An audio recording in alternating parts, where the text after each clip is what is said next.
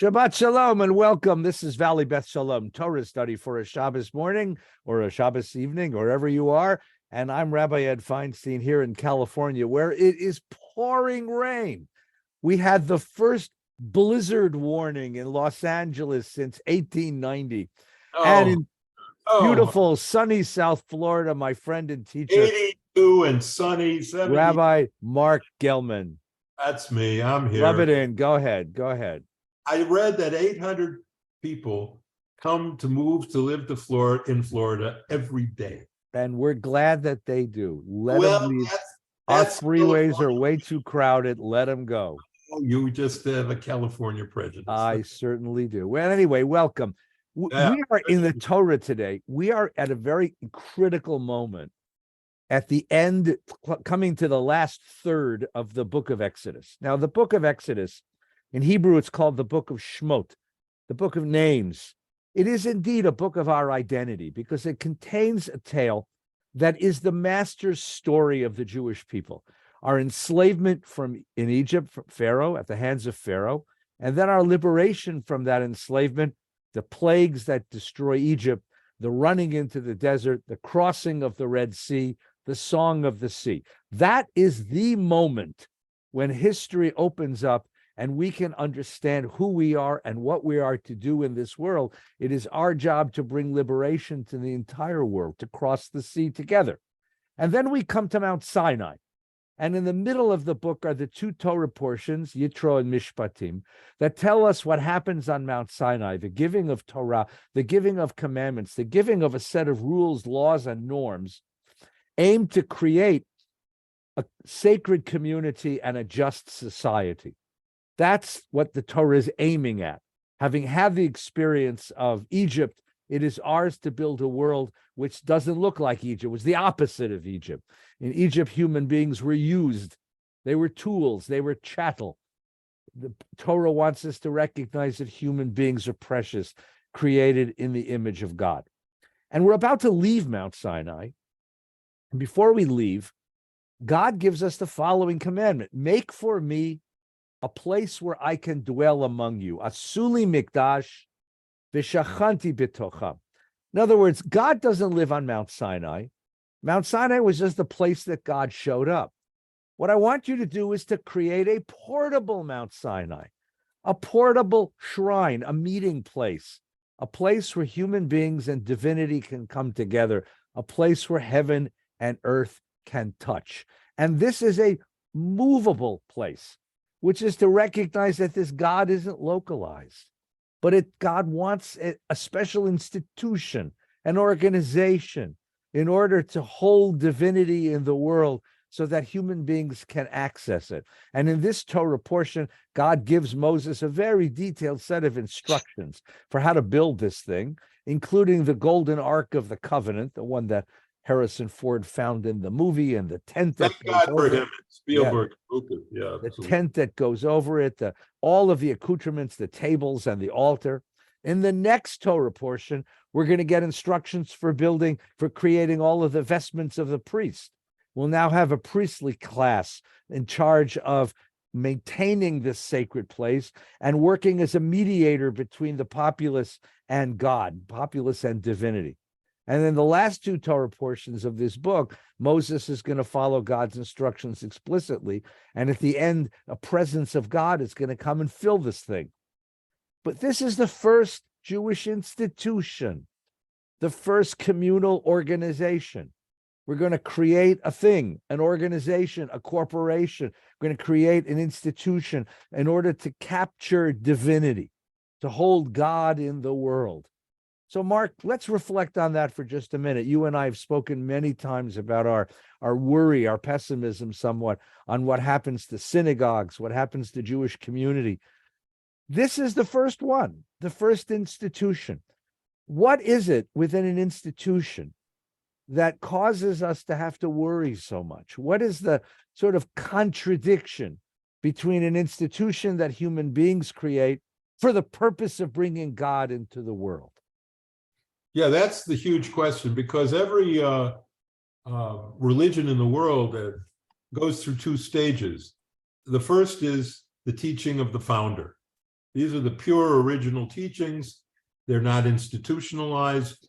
They're luminous, and they're deeply moral. And, you know, whether it's the Buddha, Muhammad, or Moses, or whatever it is, those original teachings are the core. They're the living core, like the earth, the molten core, the living core of the faith. But then, just like the earth is covered with a crust, religions get covered by a crust. Their original teachings are covered by institutions. Now, at their best, what the institutions do is they preserve the original teachings, and they enable generation after generation to encounter those teachings and to flourish in their wisdom.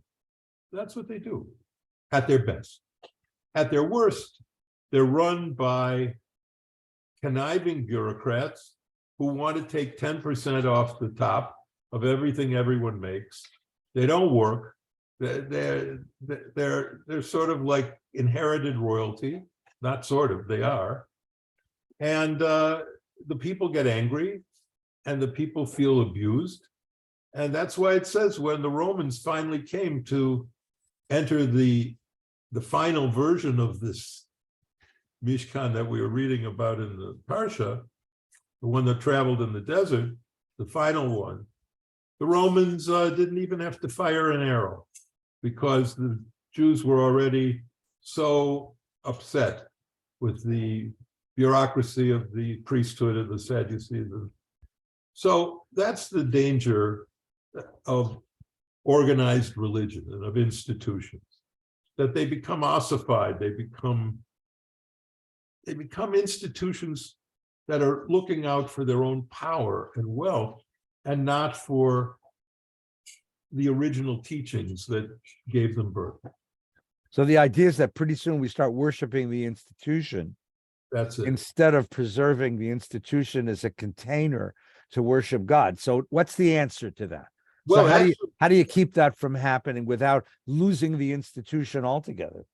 I don't know, because I'm not as smart as you. But I'm telling you, I don't know. But what I do know is there's a clue in the verse you cited, Ed. Asuli mikdash v'shachanti betocham. It should say Asuli mikdash v'shachanti betocho. It should say, build me a sanctuary that I might dwell in it. Mm-hmm.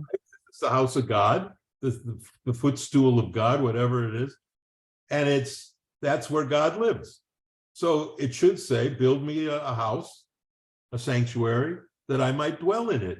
But that's not what it says. What it says is, build me a sanctuary that I might dwell in them.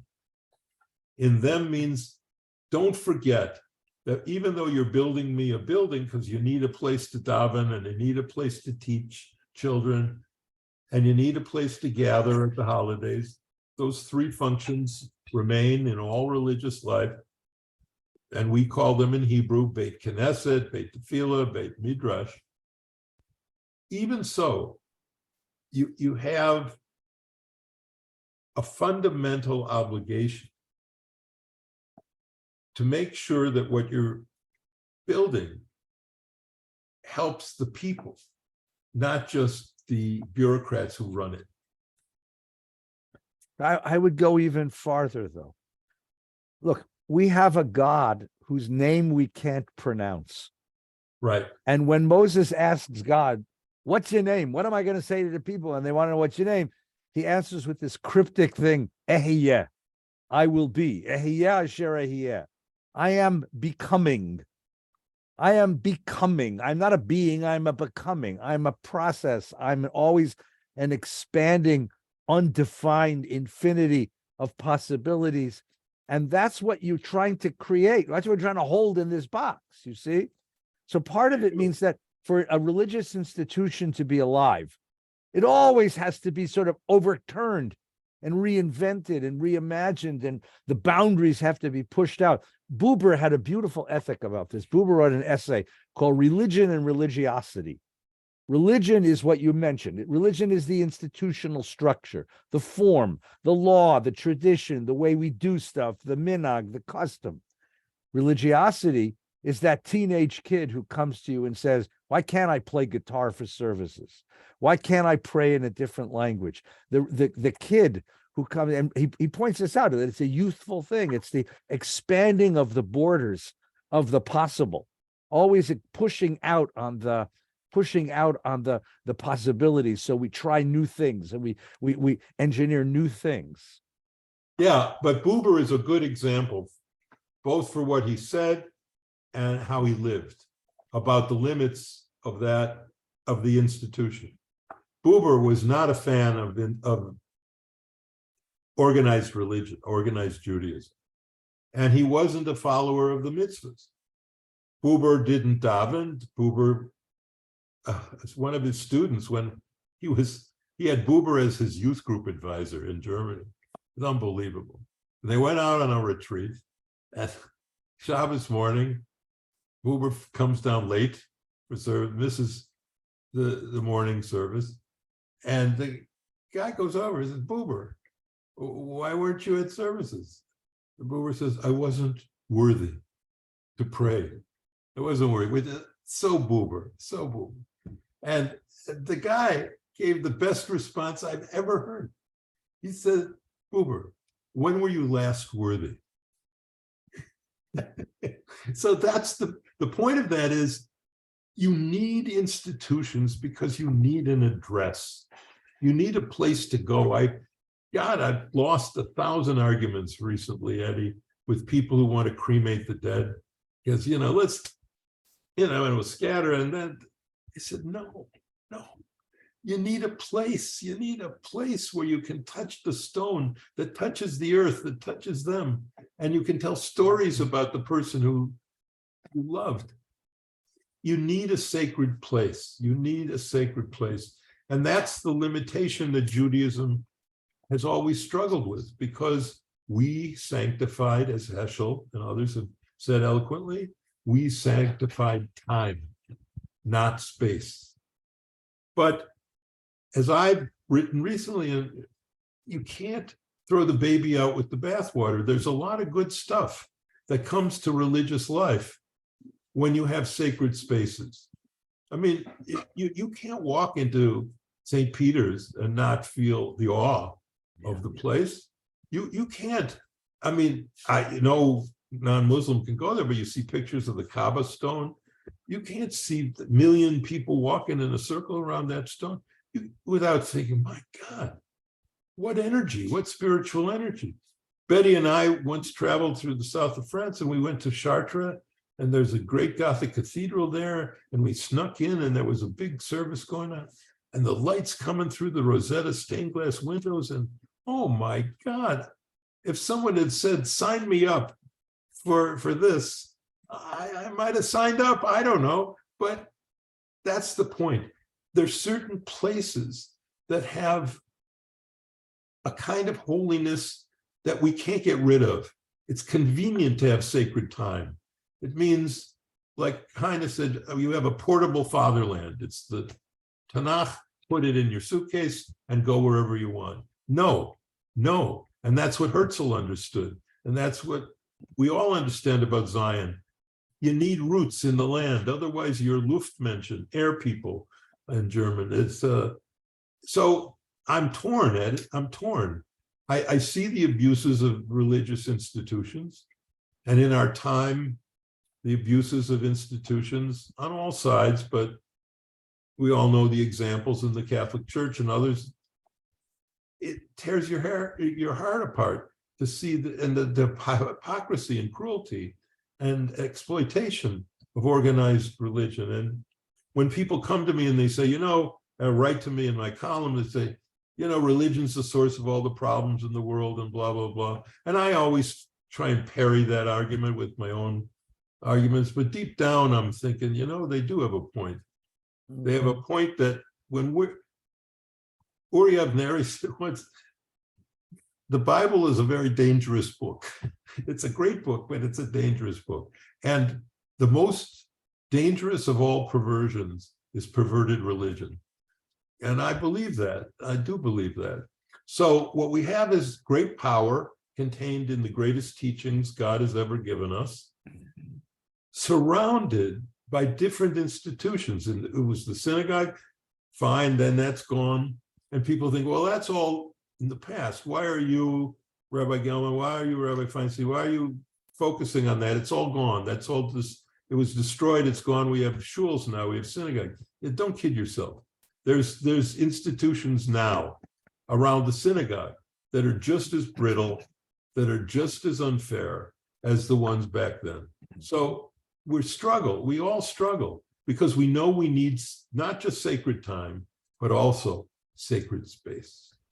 All right. And isn't it ironic, or isn't it indicative, rather, that the most sacred space in the world for Jews is not a cathedral? I mean, the Christians have St. Peter's, or any great cathedral in the world.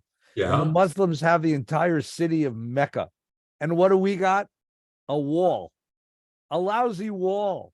I mean, you look at it, it's like such a schwach symbol, but it's exactly the idea. You said it perfectly. We are a people of sacred moments, sacred time. We have an ambivalent attitude towards sacred space.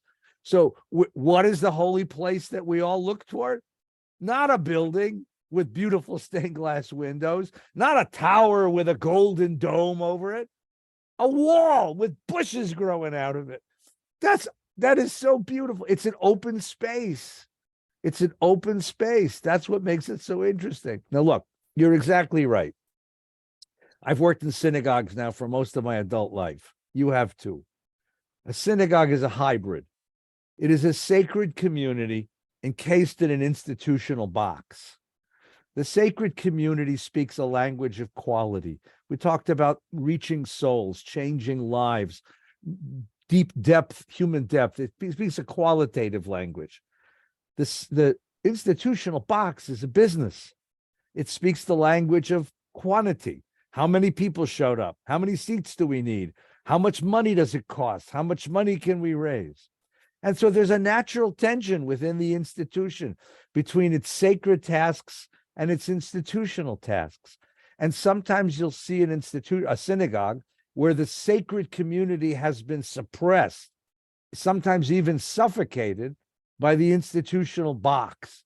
So the place might raise a bucket of money and have a beautiful building, but it's cold. There's no heart. And sometimes you have the opposite. You have a sacred community which is so powerful, it blew the walls of the institution off.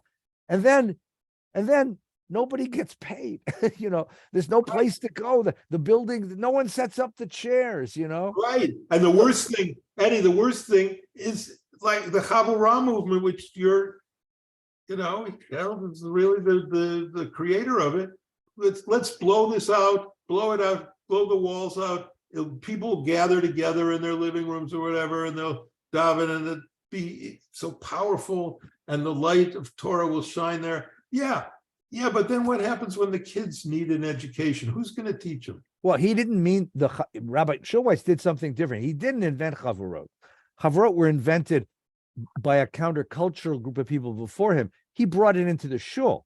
His wisdom was that the institution had become cold, and the way to resuscitate divinity within this institution was to get Jews together in a very personal setting where they could reach each other.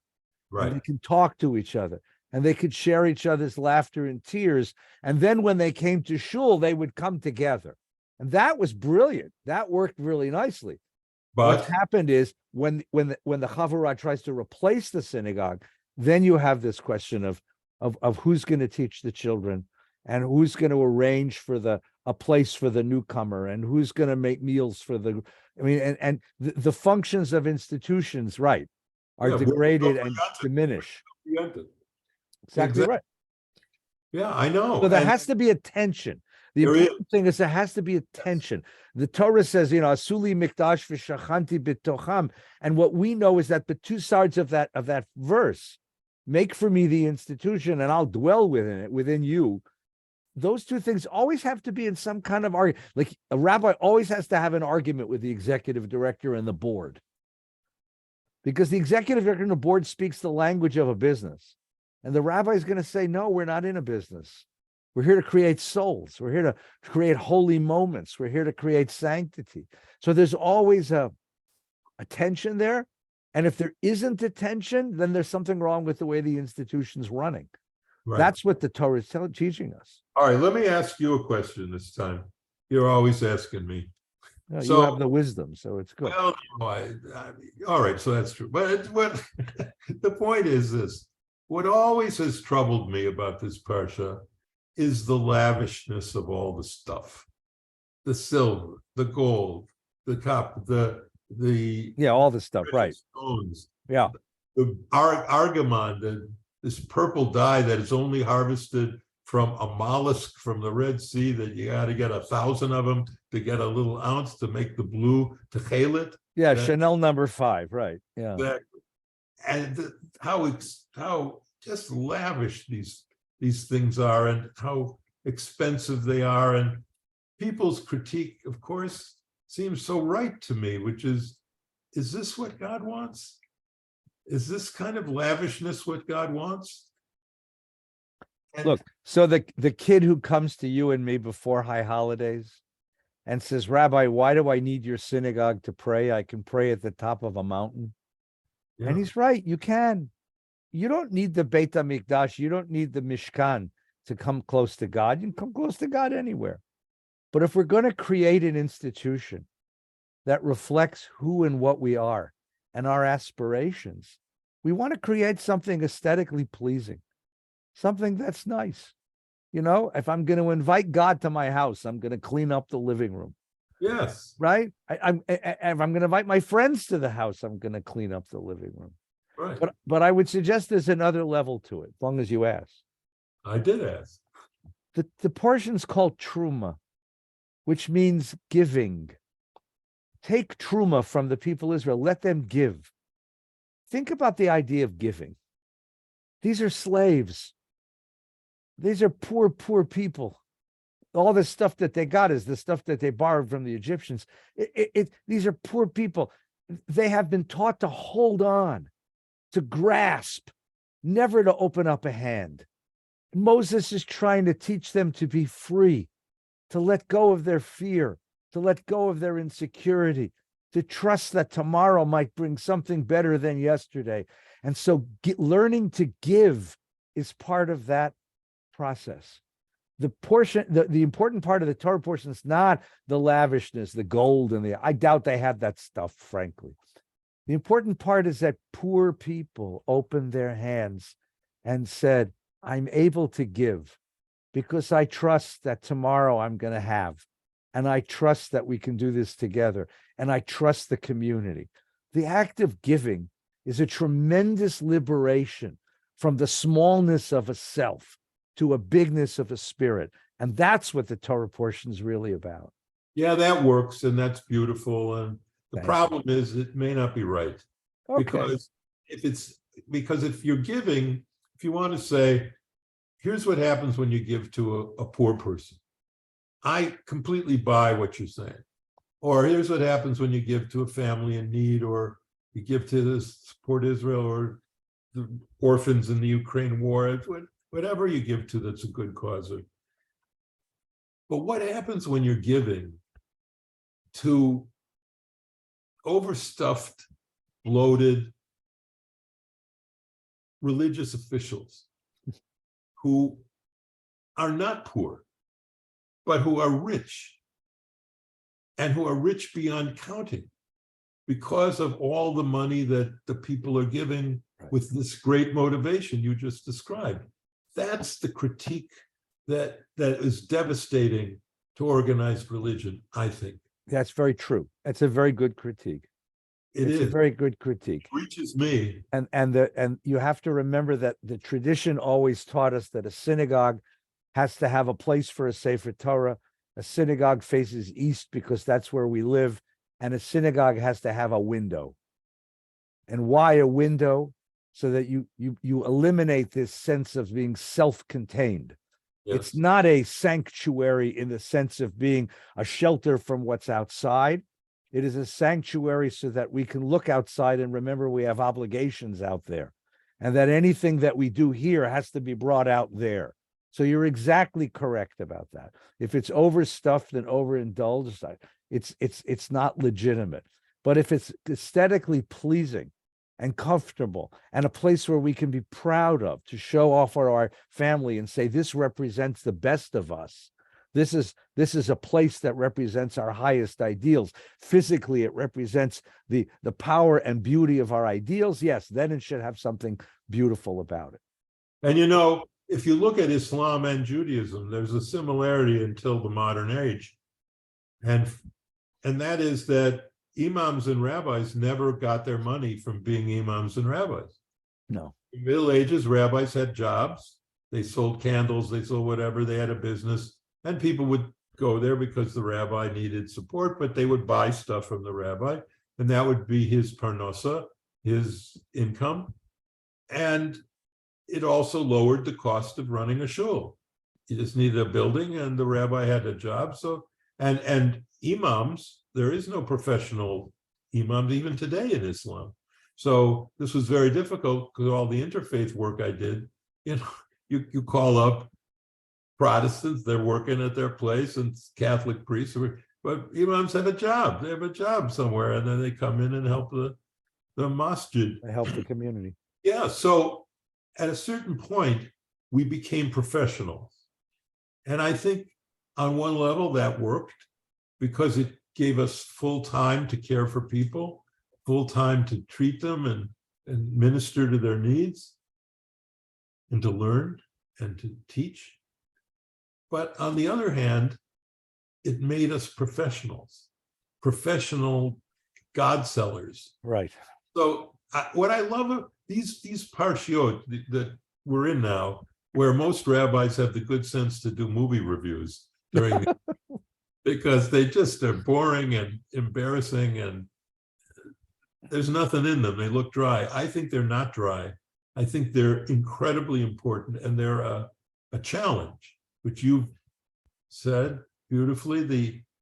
How do we make a place? How do we make a place that doesn't distort the core? That's a great question. How do you balance religion and religiosity? How do you balance form with essence, with content? How do you balance a commitment to the aesthetics of an institution and its responsibility to heal the world? How do you, all of these are what this Torah portion asks us is to really examine that very, very, very carefully.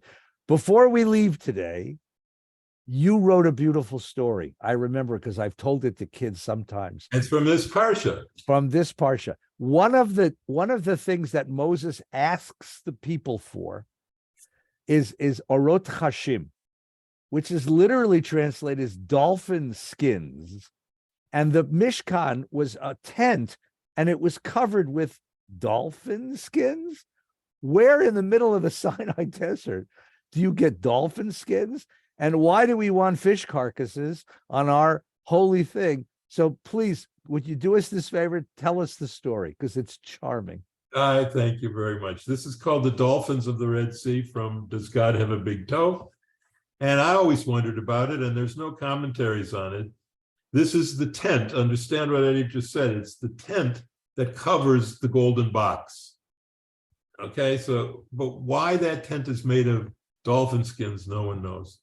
But I know, and here's the answer. When the children of Israel escaped from Egypt, they found the dolphins of the Red Sea waiting for them, chirping their happy dolphin chirping sounds and splashing the blue waters of the Red Sea with their flat tails. Suddenly, the people heard the terrible sounds of Pharaoh's great army chasing them from Egypt.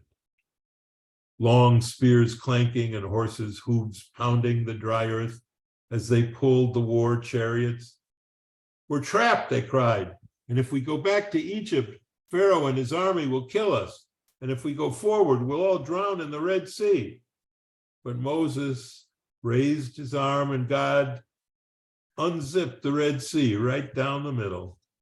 The sight of the Red Sea split in half was amazing and confusing to the children of Israel. But can you imagine how amazing and confusing this was for the fish of the Red Sea?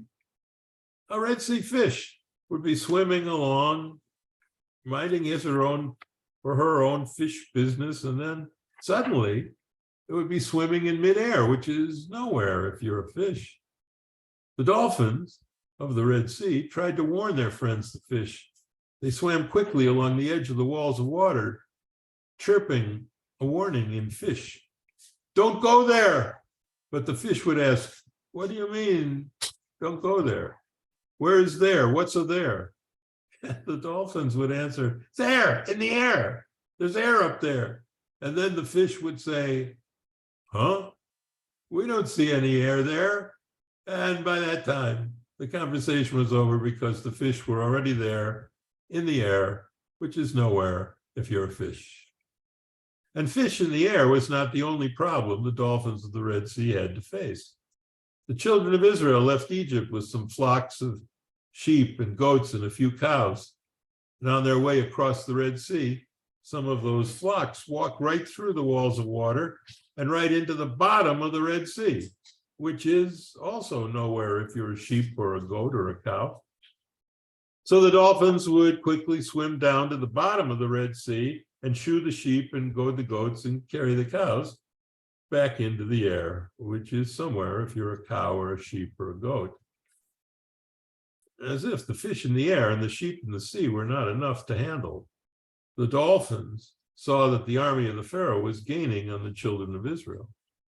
The dolphins tried to slow down the Pharaoh's army by flicking their tails through the walls of water and showering the wheels of the Pharaoh's war chariots so they stuck in the mud. When the walls of water came crashing together, the children of Israel were happy because they were free at last. The fish of the Red Sea were happy because there was no air there, anywhere near there. The sheep and the goats and the cows were happy because there was no Red Sea anywhere near there. But most of all, the dolphins of the Red Sea were happy because they could go back to doing what they liked best, chirping their dolphin chirping sounds and splashing the blue waters of the Red Sea with their flat tails.